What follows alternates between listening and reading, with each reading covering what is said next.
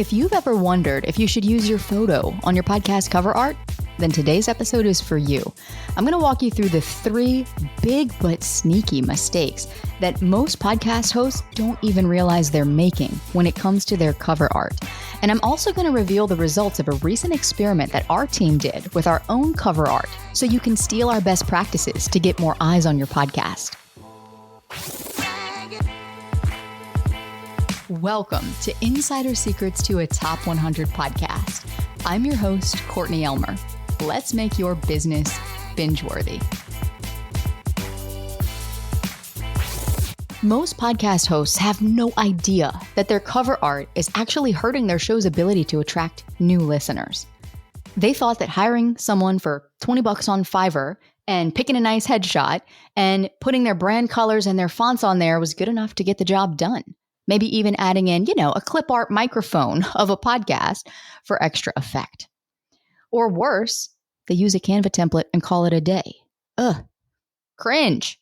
But why? Why is this cringe? Why is this bad, Courtney? I thought Canva actually looks pretty good. I didn't think my Canva template podcast cover art looks bad. Are you telling me it looks bad? I'm not saying that it looks bad or good. But I am saying that if you want to separate yourself from all the hobbyist and amateur podcasts that are out there, then you need to actually look like a top 100 podcast. So if you're listening to my voice right now and you didn't think about your podcast cover art beyond, which photo of me is the most flattering, then don't worry, because in this episode, we are going to fix it. And look, I've been in business for over 7 years, and I've been podcasting for 4 of those years. And we have worked with dozens and dozens and dozens of business owners to help them launch top 100 podcasts that actually grow their business. And there are 3 mistakes that, just being in this industry for so long, I see time and time again. And these mistakes actually hurt your visibility. And most hosts don't even realize that they're making them. And the first of these mistakes is using Canva or hiring someone on Fiverr to create your cover art for you. 2 reasons why this is a problem. Number 1, as much as I love Fiverr, and as great as Fiverr is for a lot of things, your $20 Fiverr hire doesn't know a thing about the psychology that goes into attracting more listeners through the visual imagery of your podcast. And this is huge. Standing out in the podcast feed is not so much about choosing a bright color or an exciting font or a really beautiful photo of you as it is about knowing how to arrange the visual imagery of your title, any images that you use, your tagline, your name, and the colors and the fonts and the positioning in the feed that goes into attracting potential listeners. The other reason why this is a problem is because if everybody is using a Canva template, then nobody stands out, do they? I can scroll through my podcast feed in any given category and point out to you which of those are Canva templates. And it's becoming a bigger and bigger problem as we see more and more podcasts arriving on the scene. Because look, Canva only has so many templates. There's only so many choices you can select, and there's only so many tweaks you can make before everything starts to look the same. So if you really want to stand out and attract more people to your podcast, your cover art is like that first gatekeeper that your listener has to go through. If they don't get through that gate, guess what? They're never going to click play on your episode. They're never going to scroll through your recent episodes to see what topics you're talking about. They're not going to read your show notes. Heck, they're not even going to read your podcast description. If they are scrolling their feed and they overlook your cover art, it's game over. You've lost them. So this is a really big deal. We want to make sure that as professional hosts of a professional podcast, because yes, even if you are a new podcaster, you have to step into that identity of a top 100 podcast host and wake up every day and look in the mirror and tell yourself, I am a top 100 host. I am the host of a top 100 podcast, and show up that way for your audience in all of your authenticity and all of your realness and all of your you-ness that makes you you.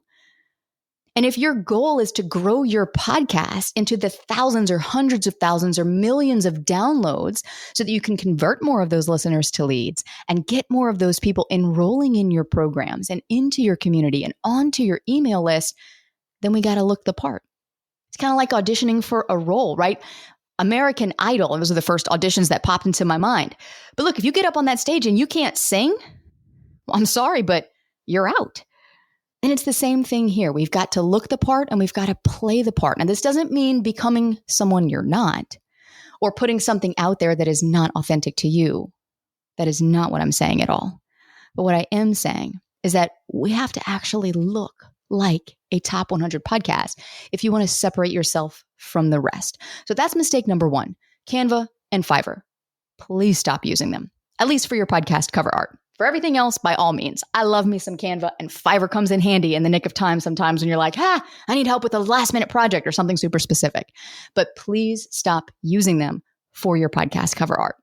Now, the second mistake that a lot of people don't even realize that they're making is not considering how your cover art looks against other podcasts in your category.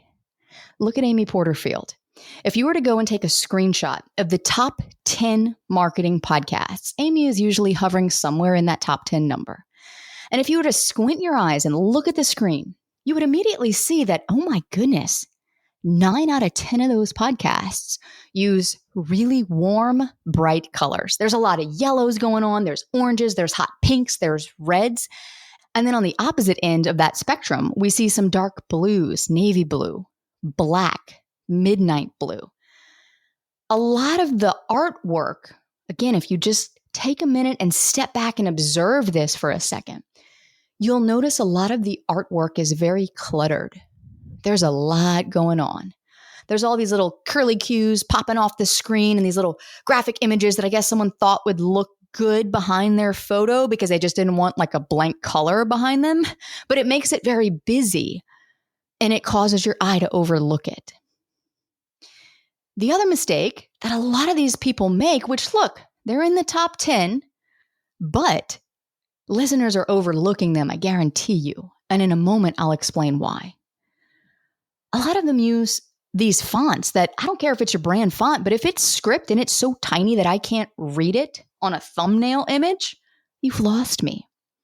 But here's the thing about Amy. Now, whether she realizes she's doing this or not, I don't know, but Amy Porterfield's pretty smart.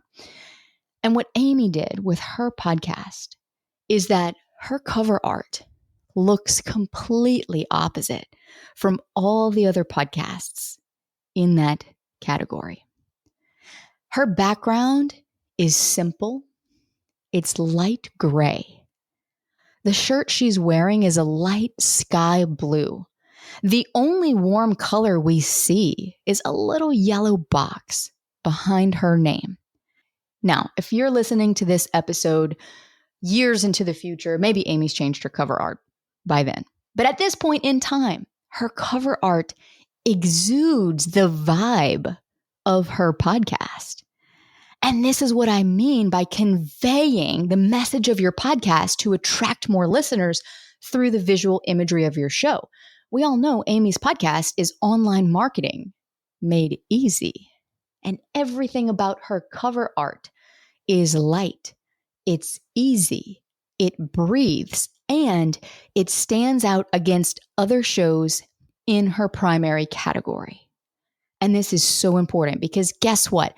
As a listener, in fact, all humans, whenever we consume content, we're not consuming content consciously. We're scrolling our Instagram feeds, we're scrolling our podcast feeds, and we are engaging with content that resonates with us on an unconscious level. We're not sitting there logically and going, oh my goodness, that designer must have put 12 hours into designing that little thumbnail of a cover art. It's absolutely gorgeous. Let me go click play. Like, come on, who has time for that? No, we're just scrolling and we are going to go where our eyes lead us. So the first step to attracting more listeners is to draw their eye to your show. So that's big mistake number 2, not considering your podcast against other shows like it and other shows in your category next to it. And the third, and dare I say the biggest mistake of all, is not understanding the purpose of your cover art to begin with. The purpose of your cover art is not to make you look good.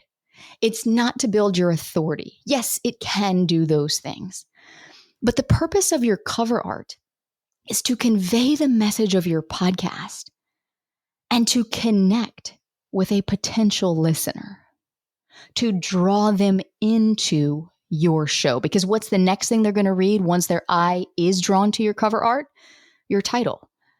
And your title better darn well be solving a very real problem for your listeners if you expect them to click through and learn any more about your show, much less listen. But the purpose of your cover art is to draw someone's eye and to connect with them. And I was having a conversation a couple of months back with a colleague of mine who was telling me, oh, Courtney, you've got to update your cover art. You're still using your photo. And I'm like, what do you mean I'm still using my photo? And they said, well, more and more hosts are moving away from using their photo on their cover art. And I said, well, what do you mean? Why? Why are they moving away from using their photo? He said, well, we live in an all about me world now. And everyone only cares about themselves. They don't care about you. Plus, there's unconscious bias going on, right? Where if they see a photo of someone they don't know, a stranger, on a podcast that they could potentially be interested in, but you don't look like them, you don't seem like the type of person they would get along with, then they're not going to click through. They're not going to be interested in you or what you have to say. And look, I get where he was coming from. I really do. Unconscious bias is real. We all have it. And guess what? We're never getting rid of it. But at the end of the day, I'm not going to apply a theory like this without testing it first. So that's exactly what I did. And I went to my team and I said, okay, look. And I brought our graphic designer in who designs all of our client cover art. And I said, hey, I've got an experiment for you. Here's what we need to do. We need to create some new images for the show that don't use my photo. And then I want to freshen up the show. We were in the process of rebranding it at the time. And I said, we've got the new title coming out and I want to update the cover art too. So let's do a couple of options with my photo. And here are some new photos that you can use. So she got to work and we're all putting our heads together and we're like, okay, we like this. We don't like this. Let's try this color, not that color. And this was a process that took a couple of weeks. And finally, we had two designs to work with. One with a photo of me and one without a photo. Now, let me be clear. The one with the photo, I was not actually looking at the camera. I was looking away from the camera. Now, we did this intentionally, and in a moment, I'll explain why, and I'll give you the results of what we found. But we had these two cover art options, and both of them were beautiful. They really were. And I said, okay, here's our next step. First, we are going to test this. And we're going to test this within a community that knows me. And we're also going to run some anonymous tests. Because who you ask matters. A lot of podcast hosts will go out there and they'll go in their business groups and they'll say, hey, which cover art do you like better? But at the end of the day, it's impossible to remove unconscious bias. So what we want to do as smart business owners is to control for it as much as possible. So most people go into these business groups or they go to their clients or they post on Instagram, people who already know, like, and trust them, and they ask for their opinion. Which one do you like better? Poll the audience. The problem with this is that while they will give their input most willingly and often gladly, you have to keep in mind that that input is going to be biased towards you because they already know, like, and trust you. So I'm not saying not to go to your business groups or to your clients and ask, because that can be very valuable feedback that you can use to weigh in your decision-making process. But you shouldn't only go to your business groups. If you really want to do it right, and we A/B test a lot of stuff with the podcast, but those A/B tests need to be anonymous. Now, you might be wondering, okay, well, where do I go to anonymously test this stuff? I mean, I can't really go into an anonymous group where I know no one, right? Let me just go join a random group on Facebook and post my stuff and see what people say. What I recommend is a site called pickfu.com. I know it's a really weird name. It's PICKFU, don't laugh, .com. We'll link it in the show notes.